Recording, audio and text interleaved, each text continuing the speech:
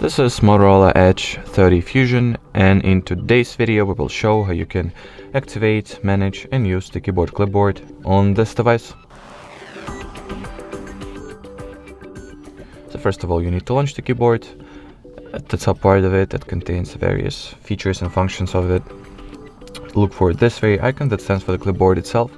If you will not able to find it over here, just tap on these three horizontal dots, expand the available features menu, and well, look for this icon once again.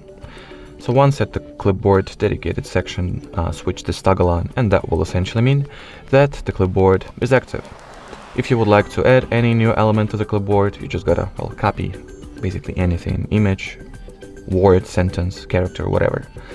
So once I get back to the clipboard, I'll see that thing that I have just copied has been successfully added as its most recent element. From here, if you would like to remove any of the elements you have over here, tap on this pencil icon, select what elements you would like to get rid of, and then click on a trash bin.